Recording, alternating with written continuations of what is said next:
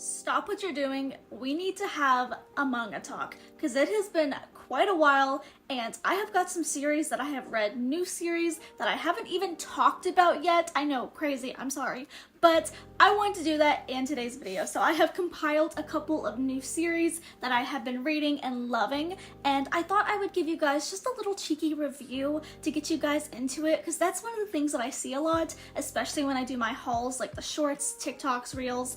I post them and people are like, are those actually good? I've never actually read them. So today you're gonna find out if they're actually good or not, because I'm going to go through this little haul. These are some new ones that I have not reviewed on my Instagram or on YouTube here. So we're just gonna talk about those, tell you how I feel about them, if you should buy them, and you guys kind of decide through that. Just a cheeky little reminder, if you guys want to do some more like Magical Girl manga talk, I do have a new Discord. I will put that down below in a pinned comment, so come hang out with us, check us out, our little groupies talking about like manga, promote your streams, whatnot, join the community, and let's go ahead and get right into this. So let's start off with the first one. Let's go with Marmalade Boy. This one I definitely need to talk about because I have a lot of feelings about this one. So I'm going with volume 3 because this is the recent one that I have bought, and I need you to like brace yourselves because it gets a little weird. It's a very weird story,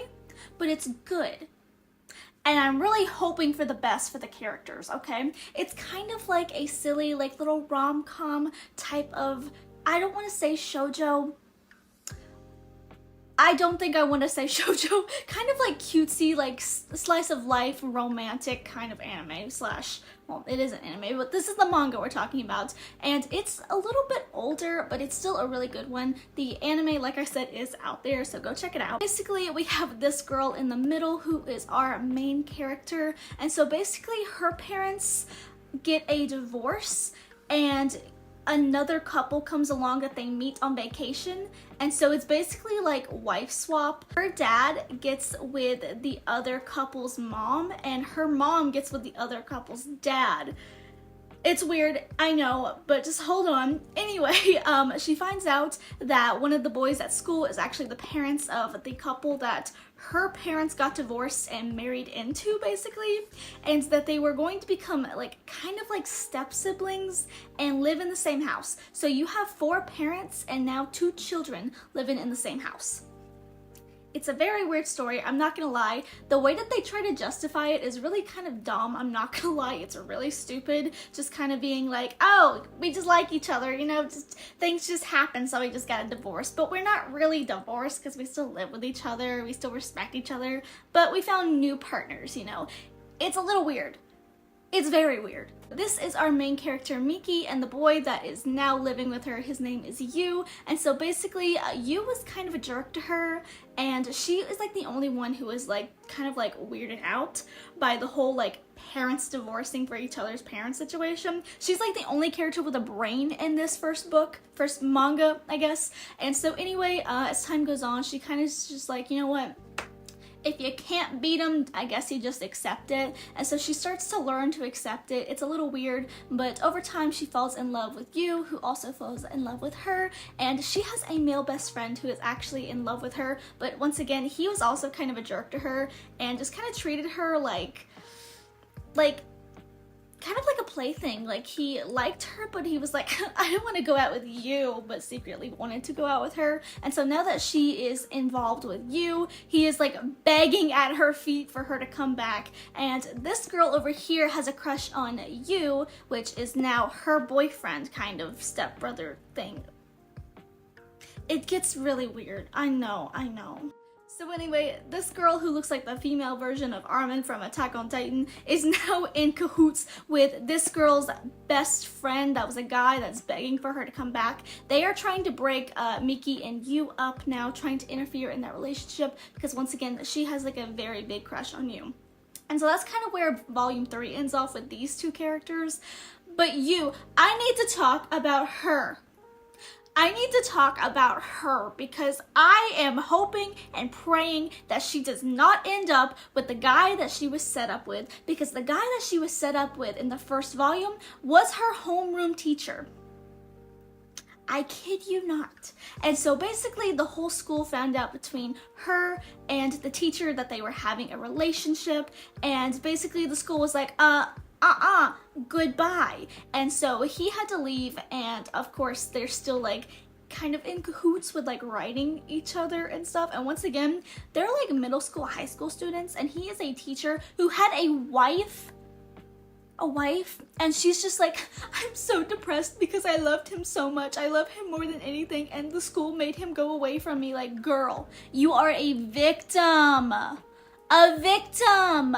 He is a whole man. You are a child. And so anyway, another boy comes along who is kind of like, for a while we thought that it was Miki, who is now I guess Yu's step sister lover situation, basically finds out that the guy that he thought was his half-brother is not his half-brother, but he now likes her. Boy with longer hair likes her now, and so he is trying his best to woo her over, and she's starting to kind of like come around to her senses, I hope, and leave the teacher, but she's just like, I can't forget Sensei, like, I just love him so much. Like, girl, you are a victim.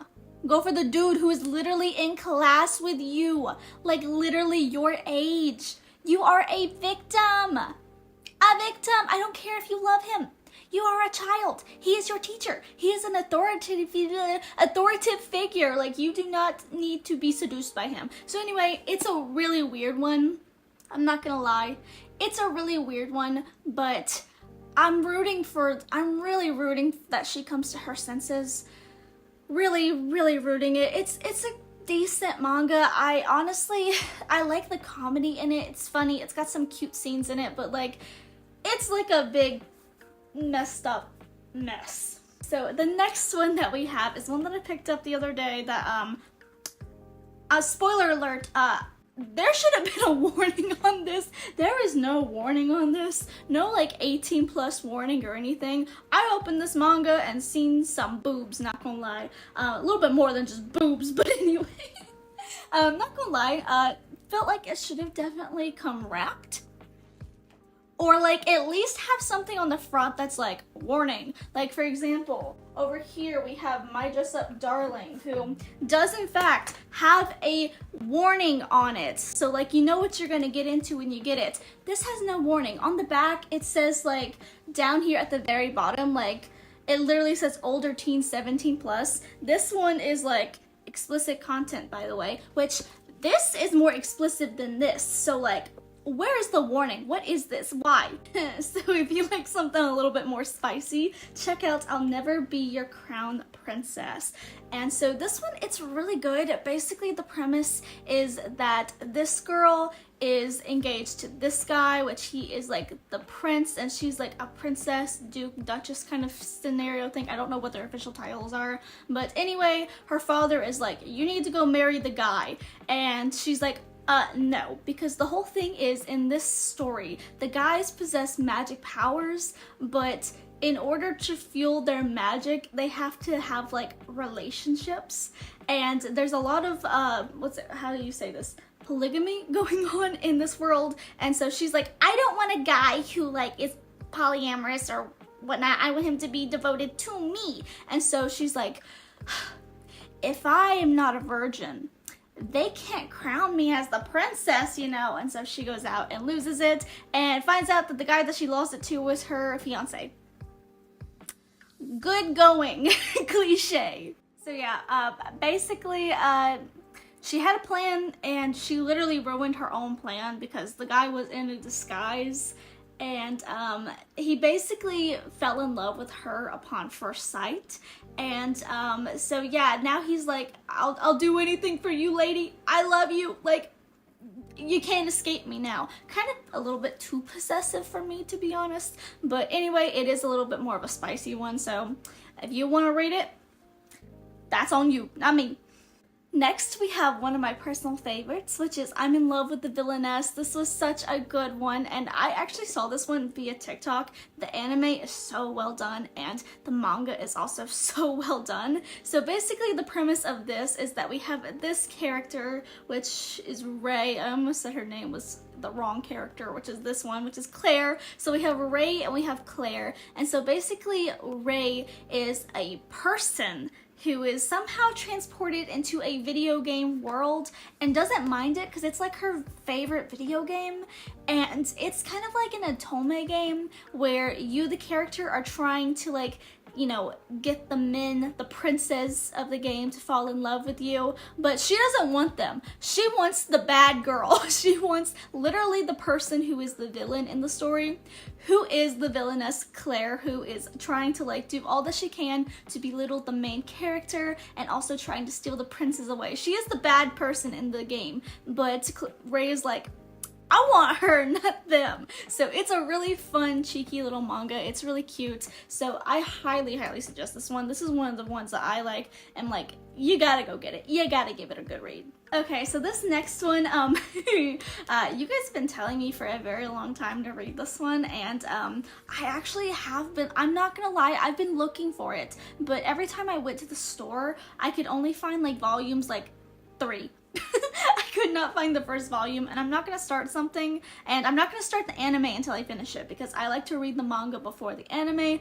or else the anime is just not as enjoyable to me. But finally, I found the first volume of Kimi no Todoke, which, oh my god, I see why so many people love this now. This is so good. Oh my god. Oh my god, I really want to collect this one. This is one that I am very, very excited to collect and get the entire volumes of. This is one that I feel like I could honestly binge read, and I'm having to like stop myself from watching the anime ahead of time because I just want to know so much more about these characters. I love them so much. So let's see, what's her name? Sawako? But they call her Sadako, which is also kind of, I think that's the name of the girl from The Ring. She's kind of based on that character, like with the hair in the face, the long black hair, kind of spooky ghost girl. And she's very quiet, and so everyone kind of thinks that she's like a bad luck charm. She's like a scary ghost girl. Until Popular Boy comes along, who I don't know because I've only read the first manga so far, as we can see. He kind of feels like he might have a big crush on her. Like, they started talking, but it kind of feels like he liked her before they were like actually like talking to each other, but basically she's just kind of like introverted, kind of shut out because she tries so hard to be liked by people. She tries to be friendly, but she just doesn't come off. She doesn't have friendly vibes, and so everyone calls her like the ghost freak or whatever, monster girl or something, and she's literally just a sweetheart trying her best to make friends, and people just don't like the vibe that she gives off. But he's like, I don't care. You're fine to me. And he's like the first person who actually calls her by her correct name, and I think that is definitely the part where she is starting to fall for him. But it's such a cute little slice of life, kind of cutesy romance manga, and I kid you not, I have to put the restraints on myself to not go and binge watch this anime because it is so freaking good. I highly, highly suggest this one. And last but not least, we have Shortcake Cake, which is another one you guys were telling me, actually on the video that I made about you, which you guys can't see because I'm in the way. But a lot of people were telling me, because I made a video saying that I don't really like Living Room Matsuno-kun, or that's how you say it, right? I always forget the name. Matsunaga-san. Living Room Matsunaga-san. Every time I like talk about that one, it's always a bad experience because I don't like the fact that he's 27 and she's 17. I don't like the age gap. And so a lot of people were telling me, like, because I said that I liked the boarding school kind of vibe, and so, or boarding house, not boarding school vibe, the boarding house kind of vibe. And so people were like, Shortcake, that is going to be the one for you. And I was like, okay, I'll check it out, and I'm so glad that I did because it's so good. This fills the hole in my heart that manga series left in me, because this is a bunch of teenagers. Everyone is age appropriate, it's not weird, and so thank God, because I cannot stand age gaps. That is like my anime manga ick, is like really weird age gaps, you know? Like, adult and teenager. I hate it. If you can't tell, I talk about that all the time. I hate it. It's gross. I don't like it. And so anyway, this one is about our main character here, Tin. She has a 2-hour commute to school. And she literally like does not get to hang out with her friends, does not get to do anything fun, because once she gets off from school, she has to like immediately catch the bus and go home so that she can get home before the buses stop coming around. So her parents kind of like gave her a push to like move into like a boarding house just so that like she can do school but also hang out with her friends. And she's like, no, I don't need to do that, I'm fine. And basically an offer comes up and she decides to take it. And in this boarding house, she starts to make a few new friends, and there's a couple guys in there, but everything is separate. They have rules where, like, you know, there's like a boy floor and a girl floor, and like the two cannot convene. They cannot go to each other's floors or rooms or whatnot. That's like big rules that they have. And so she kind of meets some of the guys there, and some of them are like, hey.